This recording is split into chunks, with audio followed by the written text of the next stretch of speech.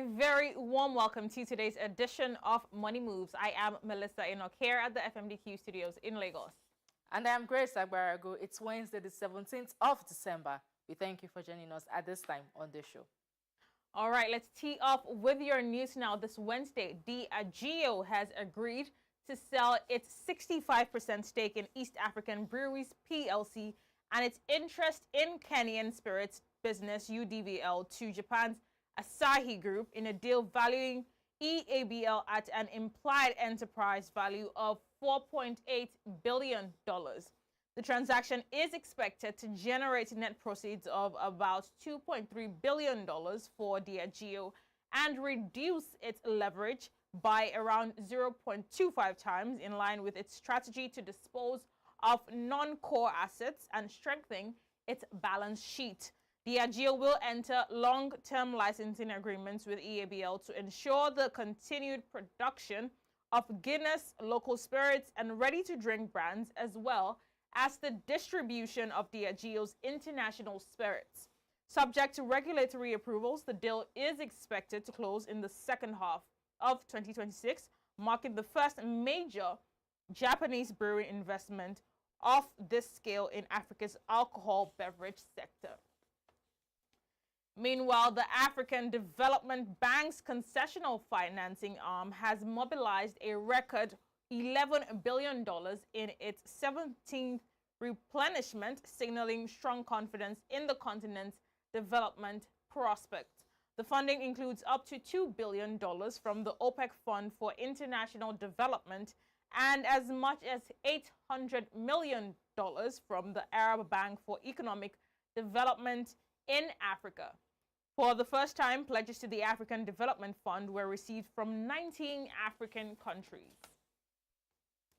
In Egypt, the nation has reached a milestone in biopharmaceutical development with the laying of the foundational stone for the Genvax vaccine manufacturing facility, which will become the largest fully integrated vaccine production complex in the Middle East and Africa. The project aims to localize vaccine and biological medicine production, enhance national drug security, and position Egypt as a regional manufacturing hub. At the 2025 African Securities Exchanges Association Conference, Robert Matthew, CEO of Burundi Stock Exchange, highlighted key strategies to strengthen capital markets, improve investor confidence, and drive economic growth across the country. Let's hear excerpts. There is a regional capital market integration program, which has been progressing very well. And now for Burundi, it's time to operationalize the capital market because the legal framework, the foundational legal framework is already in place, and that is specifically the law, establishing the capital market, the law establishing the regulator, that is the capital market regulator, and of course also the law that oversees the market and the licensing law. They are in place. We have a stock exchange, very new right now, and we are in the process of operationalizing. So the priority right now is actually to develop the debt market because, as you're aware, equities normally take much longer to prepare. Companies take, I think, a minimum of about a year before, or even 2 years before they can come to the market. But for the debt sector, we're lucky because over the years, treasury bonds have been issued, and there are close to 300 T-bonds out there being traded on the OTC market among the commercial banks.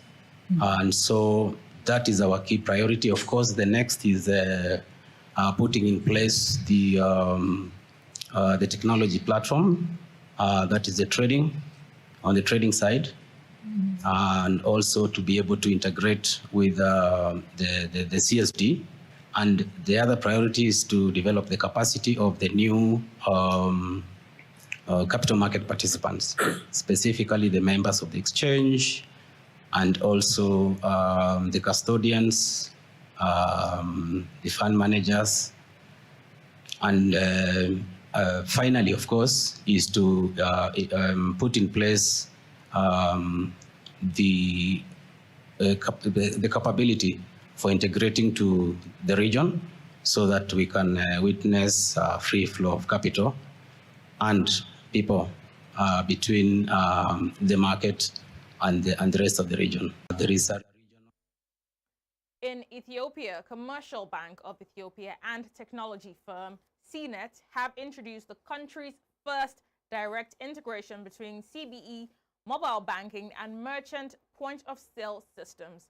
The integration enables customers to pay directly from the CBE mobile banking app at CNET POS terminals, scan dynamic QR codes on receipts, and receive real-time settlement confirmation. CBE distinguishes between its full-featured mobile banking service, which requires a bank account, and CBE Birr, a mobile money wallet accessible via USSD or app. In other news, South Africa's Electricity Ministry has selected 7 groups of companies as pre-qualified bidders for the 440 billion rand transmission grid expansion program. The consortia include Adani Power's Middle East unit, Chinese firm State Grid International Development, and China Southern Power Grid International Co. and Électricité de France SA. Finally, on News Now, across the Middle East and North Africa, electricity demand is surging, driven by cooling, desalination, urbanization, and the growing need for electrification and digital services. A new report from the International Energy Agency, The Future of Electricity in the MENA region, provides insight on how demand could evolve through 2035 and how the supply might adapt to meet these challenges. Energy demand in MENA has risen 2.5 times as fast as the global average. If we add to that temperature increases, we can see that observing temperature increases between 1980 and 2023, the region is warming more than twice as fast as the global average, with some parts of the region experiencing, for instance, extreme heat that is even higher than that in parts of the region, and not only in the summer anymore. But one of the factors that we were particularly interested in understanding for the purpose of this analysis is the change in energy intensity of GDP. In other words, how much energy do you need to produce 1 unit of GDP? If we look at the period ranging from 1990 to 2023, it required more energy in the Middle East and North Africa region in 2023 to produce 1 unit of GDP than it did in 1990. When you compare that to any other region in the world, the MENA is the only one where this ratio has increased over the period. So that raises a lot of questions about, or I would rather say, sheds the light on the energy efficiency improvement potential of the region, both on the supply and demand sides. And this is what my colleagues will go much deeper in detail when we pursue this presentation. But as my colleague Ali mentioned earlier in his introduction, this region is a particularly diverse one. So as you can see, the region holds some of the wealthiest countries when it comes to GDP per capita in the world, but also some of the poorest. I am Melissa Enoch, and that's it on News Now. The show returns shortly with Grace at the archives room, giving us our markets rounds. Stick around.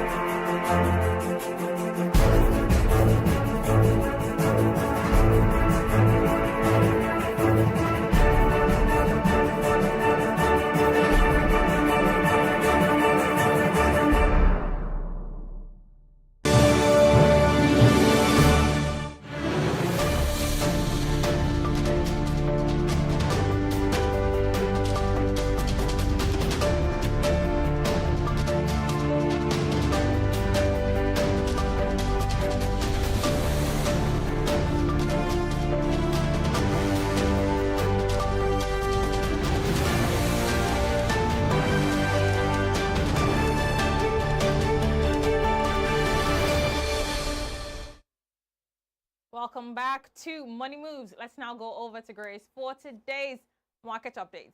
Hello there again, Grace. Thank you, Melissa. Let's take a look at how the markets closed trading today, starting off with the equities. The NGX All-Share Index closed on the positive, up 0.26%. The BROVM inched up 0.02% to 346.05.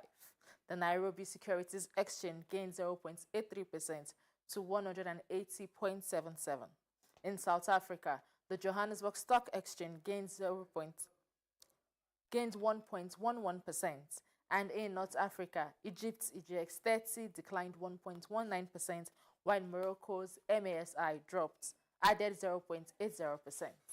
Let's do a quick round on some of the Pan-African currencies. The rand fell by 0.01% to 16.72 against the US dollar. The Egyptian pound edged up 0.45%, while the CFA franc gained 0.42%. The Kenyan shilling firmed 0.02% to 128.94.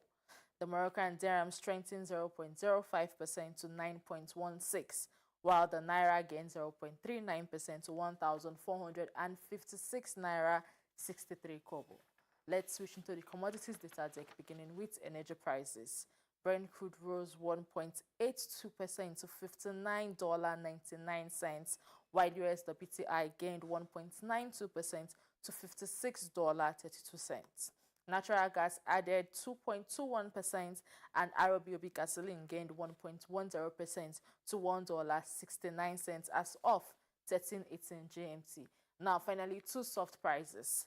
Cocoa rose 1.18% to $6,069, while coffee declined 0.43% to $350.60.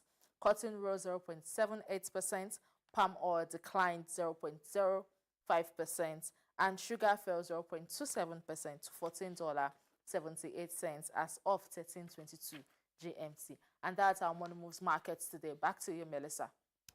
Grace, thank you very much for those updates on how the markets wrapped up today. And that's it on today's edition of Money Moves.